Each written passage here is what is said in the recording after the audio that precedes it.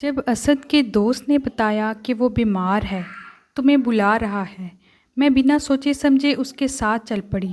اس کے گھر پہنچ کر اسد اسد پکارتی اس کے کمرے میں گئی، مگر یہ دیکھ کر میرے ہوش اڑ گئے کہ اسد تو وہاں تھا ہی نہیں، بلکہ دو اور لڑکے اس کی جگہ بیٹھے تھے۔ میں باہر بھاگنے لگی تو اس کے دوست نے دروازے کو لاک کر دیا۔ اپنی بدنامی کا صحرا میرے ہی سر ہے۔ نہ میں نادانی میں محبت کرتی اور نہ اپنا سب کچھ لٹا کر اپنی زندگی برباد کرتی۔ یہ ان دنوں کی بات ہے جب کافی دنوں سے ہمارے گھر کے سامنے والا مکان خالی تھا اور مالک مکان کسی مختصر فیملی کی تلاش میں تھا۔ جلد ہی اس کو کرایہ دار مل گیا۔ یہ کرایہ دار رؤف نامی نوجوان لڑکا تھا۔ وہ نزدیکی گاؤں سے شہر پڑھنے کے لیے آیا تھا۔ وہ سارا دن باہر رہتا اور رات کو گھر آ کر پڑھائی میں مشغول ہو جاتا۔ جلد ہی پاس پڑوس والوں نے محسوس کیا کہ اس کی صحت خراب ہوتی جاتی ہے۔ جب وہ گاؤں سے آیا تھا سرخ و سفید اور صحت مند تھا، بعد میں رنگت پیلی پڑنے لگی اور دبلا بھی ہوتا گیا۔ ایک روز والد صاحب کو گلی میں ملا۔ انہوں نے پوچھا، اسد بیٹے تمہیں کیا ہوا ہے؟ کیا شہر کا پانی راس نہیں آیا جو روز بروز کمزور ہوتے جاتے ہو؟ انکل دراصل میں صبح شام ہوٹل سے کھانا لے کر کھاتا ہوں، جبکہ مجھ کو باہر کے کھانے کی عادت نہیں ہے۔ یہی وجہ ہے کہ پیٹ خراب رہتا ہے۔ والد صاحب بولے، اگر تم چاہو تو کھانا ہمارے گھر سے کھا لیا کرو۔ طالب علموں کا بھی معاشرے پر حق ہوتا ہے۔ کھانا تو روز پکتا ہے، ایک آدمی کا اس میں سے نکل جائے تو کیا فرق پڑتا ہے؟ ٹھیک ہے انکل، جب ضرورت ہوئی بتا دوں گا۔ اس گفتگو کے اگلے روز ہی معلوم ہوا کہ اسد ہسپتال میں داخل ہے۔ کسی غیر معیاری ہوٹل سے کھانا کھایا تو فوڈ پوائزننگ ہو گئی۔ کالج میں طبیعت خراب ہو گئی، کالج والے ہی ہسپتال لے گئے۔ چپڑاسی کو پیغام دے کر اسد نے ہمارے گھر بھجوایا تھا کہ میں فلاں ہسپتال میں داخل ہوں، میرے گھر سے اگر کوئی آ جائے تو ان کو بتا دیجیے گا۔ شاید انہی دنوں اس کے گھر سے اس کا بھائی یا کوئی رشتہ دار آنے والا تھا، تبھی اس نے یہ عندیہ میرے والد کو بھیجا تھا۔ والد صاحب اسد کی عیادت کو ہسپتال گئے۔ وہ وہاں 5 دن داخل رہا۔ اس دن کے بعد سے اس کے لیے ایک ٹائم کا کھانا ہمارے گھر سے جاتا۔ جب وہ کالج سے آ جاتا تو بیل بجا دیتا، ملازم اس کو کھانا دے آتا۔ اسد نے بہت اصرار کیا کہ وہ کھانے کی رقم ہر ماہ دیا کرے گا، لیکن والد صاحب نے منع کر دیا کہ کوئی بات نہیں، ہمسایوں پر بھی حق ہوتا ہے۔ کچھ دن بعد ہمارا ملازم چھٹی پر چلا گیا۔ والد صاحب تو دکان پر ہوتے تھے، لہٰذا اب اسد کو کھانا پہنچانے کا مسئلہ تھا۔ میرا بھائی دبئی میں تھا اور گھر میں ایک چھوٹی بہن تھی جو مجھ سے 2 سال چھوٹی تھی۔ اس نے تو صاف منع کر دیا کہ وہ کھانا پہنچانے اسد کے گھر نہیں جائے گی، اور والدہ نہیں چاہتی تھی کہ اسد روزانہ ہمارے گھر میں کھانا کھانے آئے، کیونکہ اس طرح لوگوں کو باتیں بنانے کا موقع مل جاتا۔ اب اس کا یہی حال تھا کہ جب وہ کالج سے آتا، بیل دے کر دروازے پر کھڑا رہتا اور کھانا لے کر اپنے گھر چلا جاتا۔ کھانا کھانے کے بعد دوبارہ برتن دینے آتا، بیل دیتا اور ہم برتن لے لیتے۔ بظاہر یہ کام آسان مگر خاصا مشکل تھا۔ کبھی امی فارغ نہ ہوتی تو یہ فرض مجھ کو ہی انجام دینا پڑتا۔ ایک روز وہ کھانا لینے نہ آیا، اگلے روز بھی نہ آیا۔ امی برقع اوڑھ کر اس کے دروازے پر گئیں، بیل دی، وہ باہر آیا تو پوچھا، بیٹا کھانا کیوں نہیں لے رہے؟ کہنے لگا، خالہ جی میری طبیعت ٹھیک نہیں ہے، بخار آ رہا ہے اور مجھ کو اسہال کی بھی تکلیف ہو گئی ہے۔ اچھا بیٹا تو میں کھچڑی بنوا کر بھیج دیتی ہوں۔ امی نے مجھ سے کہا کہ کھچڑی بنا دو۔ میں نے کھچڑی تیار کر لی تو خالہ کا فون آ گیا کہ ان کے شوہر کی طبیعت خراب ہے اور ان کو ہسپتال لے گئے ہیں، فوراً آ جاؤ۔ والدہ نے برقع سر پر ڈالا اور خالہ کے گھر جانے نکل گئیں۔ ان کو یہ بھی یاد نہ رہا کہ اسد کو کھچڑی دینی ہے۔ کافی سوچ بچار کے بعد بالآخر میں نے ہی ہمت کی، چادر لپیٹ کر میں کھچڑی لے کے اس کے دروازے پر پہنچی۔ بیل دی، کوئی جواب نہ آیا تو سوچا شاید اسد کی طبیعت زیادہ خراب ہے، سو ہمت کر کے اس کے گھر کے اندر چلی گئی، کیونکہ دروازہ کھلا ہوا تھا۔ دبے قدموں ڈرتی ڈرتی آگے بڑھی، وہ کمرے میں نہ تھا۔ واش روم سے پانی گرنے کی آواز سنی۔ کھچڑی اس کے کمرے میں پڑی ٹیبل پر رکھ کر میں الٹے قدموں لوٹی تو وہ واش روم سے نکل آیا۔ کہنے لگا، آپ کو زحمت کرنا پڑی، شکریہ۔ میں نے کہا، کوئی بات نہیں اماں، اللہ کے ہاں جانا پڑ گیا تبھی میں آ گئی۔ اچھا برتن لیتے جائیے۔ اس نے پلیٹ میں کھچڑی نکالی، برتن خالی کر دیے۔ میں نے برتن اٹھائے اور گھر کو آ گئی۔ اس پہلی جرأت کے بعد میری جھجک ختم ہو گئی۔ اب جب بھی میں فارغ ہوتی دروازے سے جھانکتی، اگر کوئی گلی میں ادھر ادھر نہ ہوتا تو تیزی سے اس کے گھر کے اندر چلی جاتی اور کھانا دے کر آ جاتی۔ شروع میں ہم سلام و دعا کے سوا اور کوئی بات نہ کرتے تھے۔ رفتہ رفتہ حجاب کم ہونے لگا اور میں ٹھہر کر اس کے ساتھ تھوڑی دیر اور کوئی ادھر ادھر کی باتیں کر لیا کرتی تھی۔ ابھی تک محلے والوں کو علم نہ تھا کہ میں اسے کھانا پہنچاتی ہوں۔ ایک روز بدقسمتی سے محلے کی ایک عورت نے مجھ کو اسد کے گھر سے نکلتے دیکھ لیا۔ بس پھر کیا تھا، بات منہ سے نکلی اور کوٹھوں چڑھی۔ وہ ایک لگائی بجھائی والی عورت تھی، ہر طرف اس بات کو پھیلا دیا اور یوں سارے محلے میں بدنام ہو گئی۔ ماں نے اسکول سے اٹھا لیا اور اس ڈر سے کہ گھر سے میرا باہر نکلنا بند کرا دیا کہ کہیں اس معاملے کی خبر میرے والد کو نہ ہو جائے۔ اب تک تو ہمارے درمیان کوئی ایسا ویسا معاملہ نہ تھا، لیکن پابندی لگی تو نہ جانے کیوں دل کو بےقلی رہنے لگی۔ محسوس ہوا کہ میرے دل میں اس کی جگہ تھی، جو اب اس کی جدائی مجھے تڑپانے لگی تھی۔ انسان پر پابندیاں لگ جائیں تو قرب کی شدت بھی دو چند ہو جاتی ہے۔ اب میں اس سے ملنے کی نئی نئی ترکیبیں سوچنے لگی۔ ایک بار خط لکھ کر اس کے گھر کے اندر پھینک دیا، جس میں لکھا تھا کہ گلی میں نکل کر اپنی صورت دکھا دیا کریں، کہیں تو پل بھر کو ملو۔ اس نے اس خط کا کوئی جواب نہ دیا، کیونکہ اس کو اچھا نہ لگا ابا کو دھوکہ دینا۔ مجھ کو اور زیادہ بے قراری لگی۔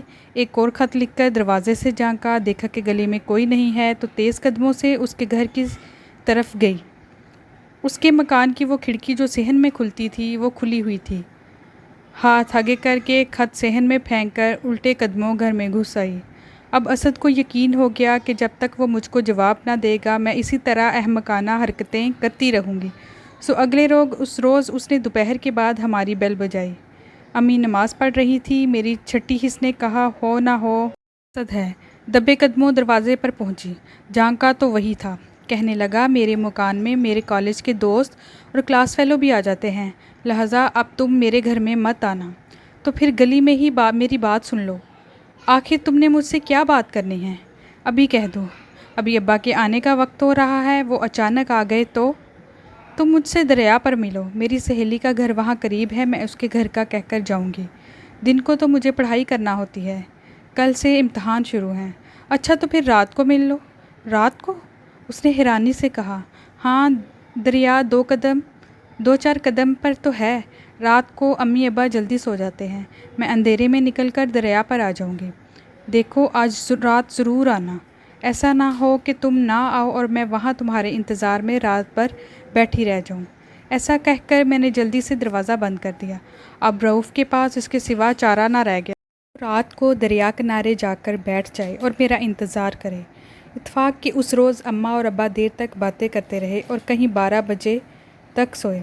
جو ہی وہ سوئے میں نے دبے قدموں صحن عبور کیا اور آہستہ سے کنڈی کھولی، گلی میں جھانکا۔ آسمان پر ستاروں کی مدھم روشنی تھی، سنسان تھی اور وہاں دور دور تک کوئی نہ تھا۔ جانے دل کی گلی کا کیا زور اور جذبہ ہوتا ہے کہ انسان نہ آندھی دیکھتا ہے اور نہ طوفان، انسانوں کا خوف رہتا ہے اور نہ بھوت پریت کا۔ تیز تیز قدم اٹھاتی تقریباً 7 منٹ میں دریا کنارے جا پہنچی۔ اگرچہ مجھے آنے میں دیر ہو گئی تھی تو کبھی یقین تھا کہ وہ وہاں ضرور ہوگا۔ ہزاروں وسوسوں کا خوف دل پر اٹھائے جب میں دریا تک پہنچی تو دیکھا وہاں وہ نہ تھا۔ تھوڑا سا اور آگے بڑھی تو کوئی بیٹھا نظر آ گیا۔ میں سمجھی اسد ہے جو میرا انتظار کر رہا ہے۔ جب ذرا اور آگے آئی تو کیا دیکھا کہ وہاں وہ نہیں تھا، کوئی اور بیٹھا تھا۔ میں ڈر کر واپس پلٹنے لگی تو وہ بولا ڈرو نہیں تو بہنا، مجھے اسد نے بھیجا ہے، اس کو سخت بخار ہے، وہ میرے گھر میں لیٹا ہے، تم کو بلا رہا ہے۔ میں نے کہا رات آدھی ہو چکی ہے، اب تمہارے گھر گئی تو واپس اپنے گھر کب پہنچوں گی؟ میرا گھر زیادہ دور نہیں ہے، اب آ گئی ہو تو اس کی بات سن لو۔ یہ لو، اس نے پرچہ لکھ کر مجھے دیا ہے، خود پڑھ لو۔ اگر میری بات کا یقین نہیں ہے۔ اس نے جیب سے ٹارچ نکالی اور پرچے پر ڈالی۔ میں نے پڑھا، لکھا تھا مجھ کو شدید بخار ہے، 2 گھڑی دیکھنے کو آ جاؤ۔ انداز تحریر اسی کا تھا۔ میں اس کی تکلیف کا سوچ کر تڑپ اٹھی، بغیر سوچے سمجھے اس کے دوست کے پیچھے پیچھے چل دی۔ زارا آگے آئی تو اسکوٹر نظر آیا، وہ بولا اس پر بیٹھ جاؤ، بس 2 منٹ میں پہنچ جائیں گے، تم کو واپس بھی اسی سواری پر لے آؤں گا۔ نہ جانے کس راستے وہ مجھے لے چلا۔ اس وقت میری مت ماری گئی تھی۔ اسد کے بخار کا سن کر اس کے پیچھے چل دی، حالانکہ مجھے واپس گھر کو پلٹ جانا چاہیے تھا۔ اسد کی سوچوں میں ایسی ڈوبی ہوئی تھی کہ اندازہ نہ ہوا کتنی دور چلی آئی ہوں۔ جب ایک مکان کے سامنے اسکوٹر روک کر اس نے اترنے کا کہا تو مجھے ہوش آیا۔ اب میں کلی طور پر اس کے رحم و کرم پر تھی۔ مکان کے اندر پہلا قدم رکھتے ہی دل نے کہا کہ تم نے یہاں آ کر بڑی غلطی کی ہے۔ دھڑکتے دل کے ساتھ آدھی رات کو میں نے ایک انجانے گھر میں داخل ہوئی۔ تصور میں اسد کا پیارا چہرہ تھا اور کچھ سوچ نہ تھی۔ جب اندر گئی وہاں بستر ضرور بچھا تھا مگر اس پر اسد نہ تھا۔ ادھر ادھر دیکھا شاید دوسرے کمرے میں ہو۔ ابھی میں جائزہ لے رہی تھی کہ دروازہ بند کرنے کی آواز آئی۔ وہ شخص جو مجھے لایا تھا دروازہ بند کر چکا تھا۔ اتنے میں دوسرے کمرے سے 2 اور آدمی بھی آ گئے مگر ان میں کوئی اسد نہ تھا۔ میں نے پوچھا اسد کہاں ہے؟ ان میں سے ایک بولا اسے بھول جاؤ، وہ دریا میں ڈوب چکا ہے، اب ہم ہیں تمہارے اسد۔ اس کے بعد کیا کہوں؟ قلم تو خون کے آنسوؤں میں ڈبو کر لکھوں تو سارے بدن کا لہو کام آ جائے گا۔ میں کتنی بے بس لڑکی اور یہ انسان نما درندے، جو قدم بنا سوچے سمجھے اٹھایا وہ مجھے کس راہ لے آیا۔ رات سر پر سے ایسے گزری جیسے ڈائن ہو۔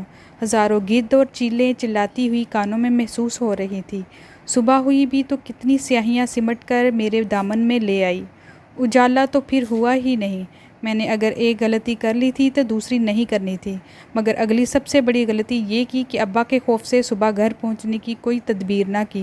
حالانکہ میں چاہتی تو صبح گھر چلی جاتی، جو ہوتا سو ہوتا۔ بابول کی چھت سے تو نہ جاتی، مگر میں تو وہیں بیٹھی روتی رہی۔ اسد کو کوستی رہی کہ اس نے یہ سب کچھ میرے ساتھ جان بوجھ کر کیا تھا یا وہ خود کسی کا شکار ہو گیا تھا۔